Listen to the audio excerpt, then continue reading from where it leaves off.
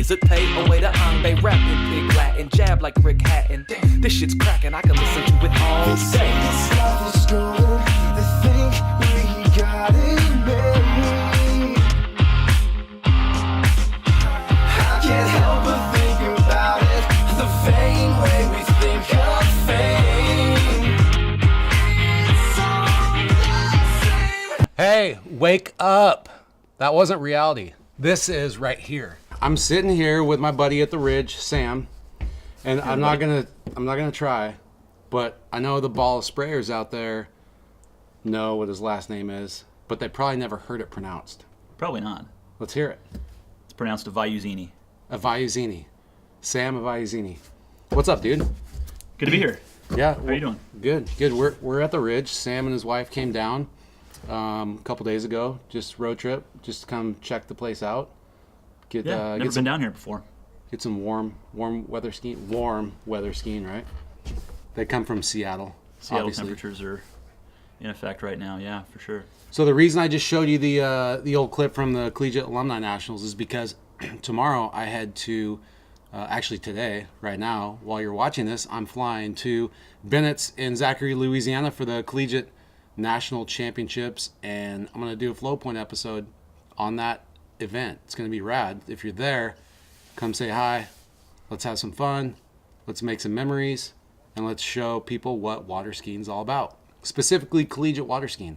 But to back up, Sam is one of the main guys at HO Skis. He's the guy that when I have issues or when I have a question, a lot of times I'll call, and you're always there, dude. You're always by your phone. Tell people what are you doing at HO? What's your role? Well, my official title is Sales Operations Manager, and I do a little bit of everything, honestly. I work real closely with Dave.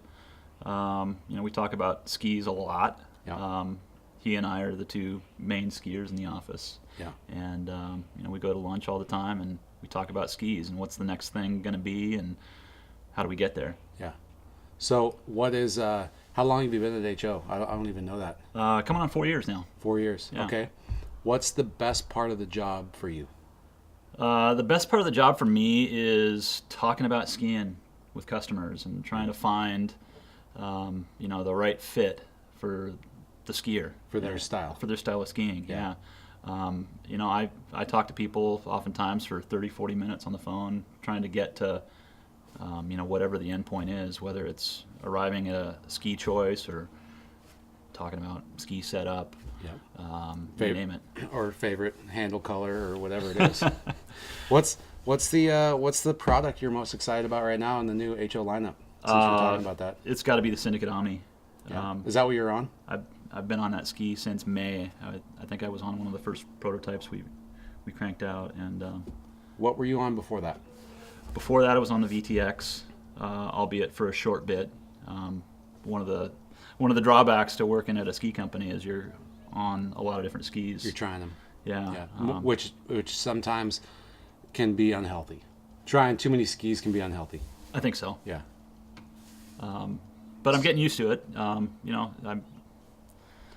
always keen to try something new, and as a 34 mile an hour skier, like so many of us, we always like to, hunt for that feeling. Yeah. You're trying to get the feeling that closer to the feeling that we might have at 36, a little bit easier, and yet you're at 34, so you're skiing 2 miles an hour slower, and you're looking for that kind of acceleration, snap, carving, freedom. Yeah. Sometimes it's a fleeting moment, but it's like a one perfect turn in a course of 6 turns. You want to repeat that perfect feeling, and if you can find yourself on a ski that helps you, gets you, a few more of those, well, then you get pretty excited about it.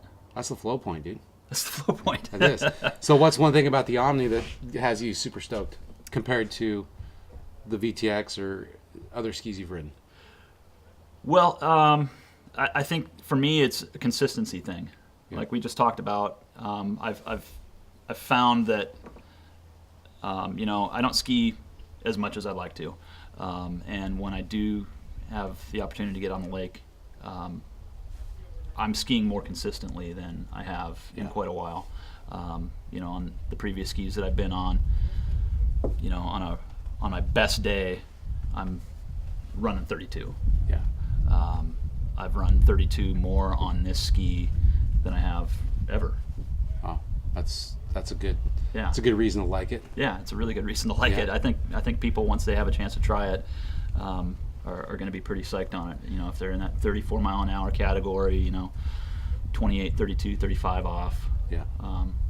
Or even slower. Yeah. My wife's on the ski and she's been loving it. Yeah. Yeah. Jenny's on the ski too. She's loving it. 28 miles an hour. Mm-hmm. So what's one? I know you're a big snow skier. So a lot of people talk about snow skiing, water skiing, similarities, differences. How long have you been snow skiing, and what, in your opinion, is one thing that's similar, one thing that crosses over between snow and water? Whether it's technique, equipment, overall general approach, what would that be? Well, for me, the obvious one is just that sensation of carving. Yeah. You know, I was a snow skier before I was a water skier, and you know, I've got a little bit of background in ski racing. The hard thing for me, though, is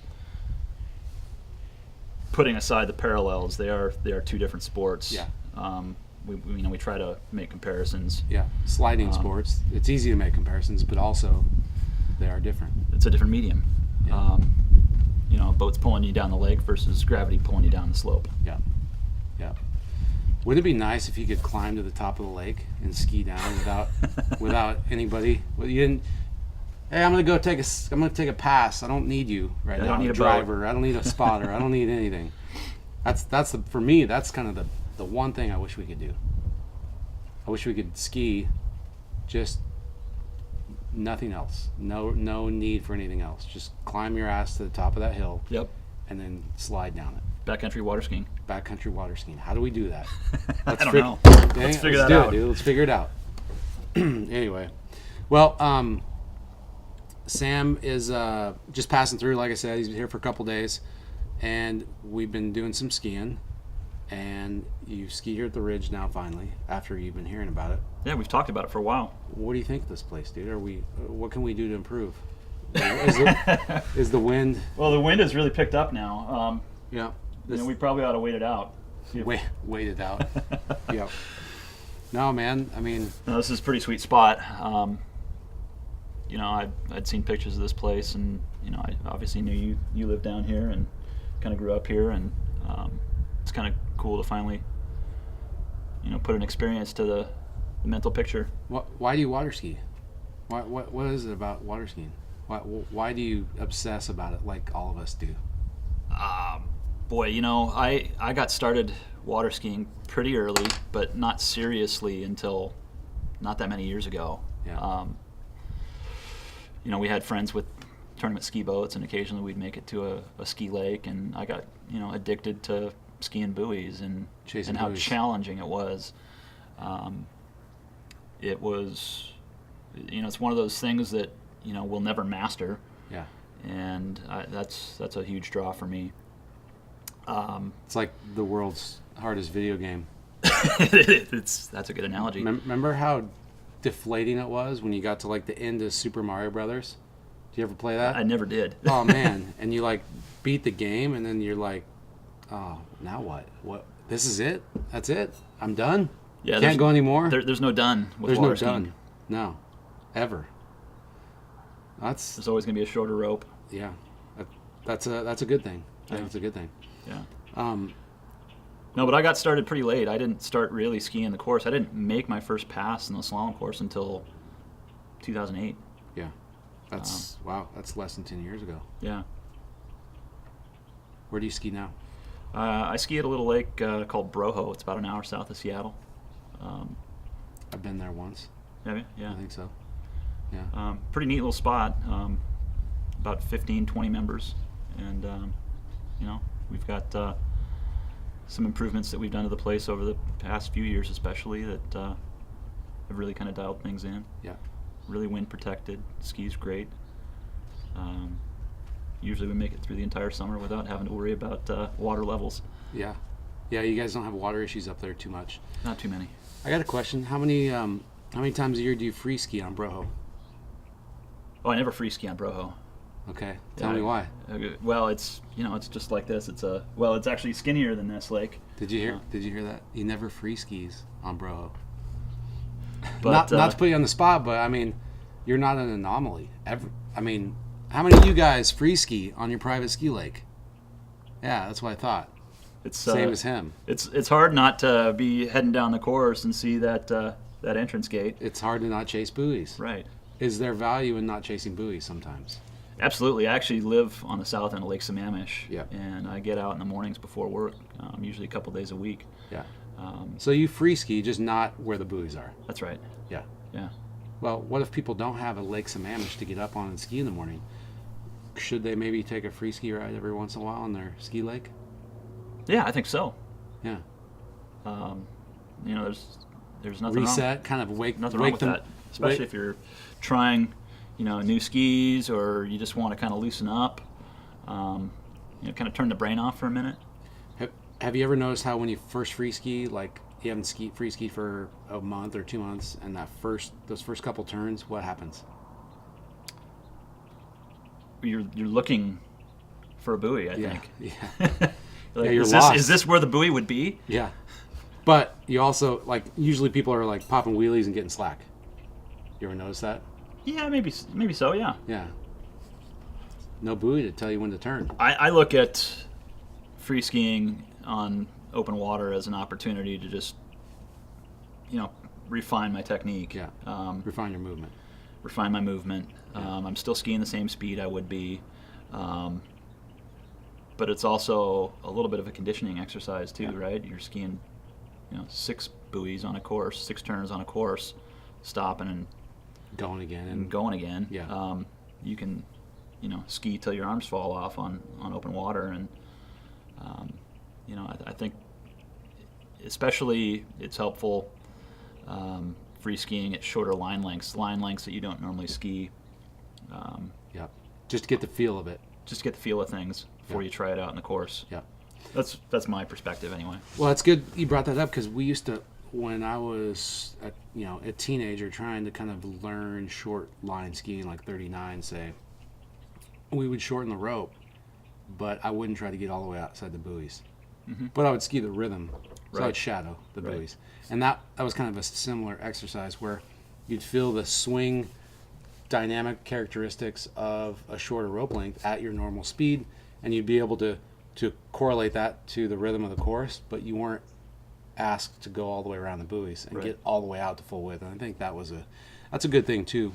If you're working on your shortest line length, you don't always have to go around the buoys. Try to feel what it's like to just link up 6 turns at that rope length, if for no other reason than to get your mind to calm down when it's time to approach that pass for real. I think so, and one of the things I kind of think about too when I am free skiing, I think about how high I get the rope on the boat. Yeah. Because that's really the only thing I have to judge. Yep. I think obviously we all know we need to get higher on the boat the shorter the line gets. Yep. To get that same width, exactly. And so it's kind of it's a safe place free skiing. You don't have to think about. There's no anxiety. There's no anxiety. Yeah. Exactly. It's not like you're trying to maximize your time. There's somebody waiting on the dock. Yeah. Somebody pissed that you took more than 6 passes. Exactly. Okay, so I'll quit beating the free ski horse. What I wanted to also ask you about was the demo program. You want to talk about that real quick? Absolutely. And just give people kind of an update on. So one of the other things I do at HO is I manage the demo program, and it's a really great way to try a new ski that maybe you're not near a shop that has the ability to loan out skis, and let's face it, skis are expensive. Yeah. I always as a consumer get bummed out when I spend a lot of money on something and it's not exactly what I expected. What you wanted, yeah. So the way it works is you call up the main line at HO. You usually get sent to me, and we talk about where you're skiing, what you're skiing on right now, Yep. and we try to find the right ski for you. It's primarily designed for the syndicate skis, So we're going to have the Syndicate Pro in there. We've got the VTX. We still have some VTRs in there, as well as the Superlight collection from 2017. And then obviously the Syndicate Omni is now shipping. And So there's quite a few skis people can actually demo to try to find the best fit. exactly. Wow. And what's the price? What's the turnaround time? What's the obligation for the skier?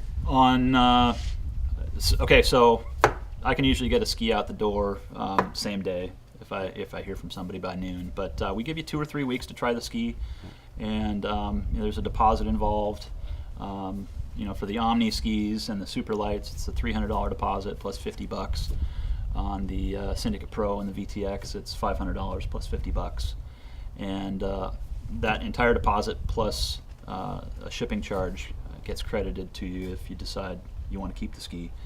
If you decide you don't like the ski, I send you a return shipping label and send the ski back, and we refund your deposit. So Cool. So it's pretty low risk. low risk, Yeah. minimal skin in the game, and you just might like a ski. Yeah, that's the bad thing, is you actually might like the ski, especially the new Syndicate Pro, because it's seeming to be a pretty unbelievable ski from what I've seen. I can't honestly say from firsthand experience because I've skied it, but at slower speeds.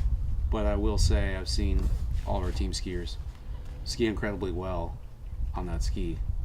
Yeah, right from the get-go, really. It seems like I mean, everybody ran 41 on it. everybody. Yeah, I did too.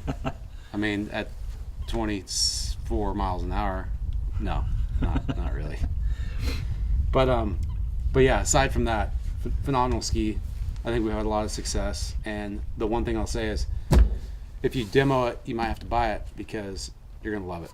I just demoed a new mountain bike last weekend, and it was a big mistake because it's light years ahead of the bike that I'm riding every day or whenever I do ride. So point is, I think demo program is a great thing for skiers who want to potentially improve their score, which is a lot of the reason why we're skiing, because we're trying to get to the next level on Super Mario Brothers. And if you can't give yourself the best chance, then what the hell are you doing? Right? So, and did I leave anything out? I don't think so. Okay. What was your highest score in Super Mario I don't Brothers? even know how to score it. I don't even remember. I just remember I spent too much time in front of the computer, or the TV, rather. Computer. The first video games were Apple IIe based. Those were Commodore old school. 64 right here. Yep, exactly. Well, what else, dude? Anything else before we let these people go? Can you think of anything else? What are you doing after this? You're heading back home? Well, we're kind of taking the meandering approach back north. I think we're going to head east and head up through Lassen and Okay. maybe up through Central Oregon on the way back. So if people call the factory right now, are they going to just get forwarded to you guys? I've been keeping up on emails, and my team's doing a good job Okay. All right. of helping people out. So I've got 100% confidence. Okay, good. So you're back next week. So Back next week. All right, perfect. Well, that's it. I don't know when we're doing the FlowPoint Collegiate Nationals at it, but it will be sometime in the future, obviously. If you're there this weekend, it should be a great time. And if you have any questions about any of our HO product, this is your guy. Give him a call. HO Skis. Look up the number. I don't have it. Oh, I do. 1-800-938-4040. That's it. Does that work? That works. Oh, I've known that for a long time. Yeah. Or 4646. 4646. All right. Thanks, guys, for joining us. I don't know what number this podcast was, but I'm going to try to start doing them again regularly. So stay tuned. See you. Later, everybody.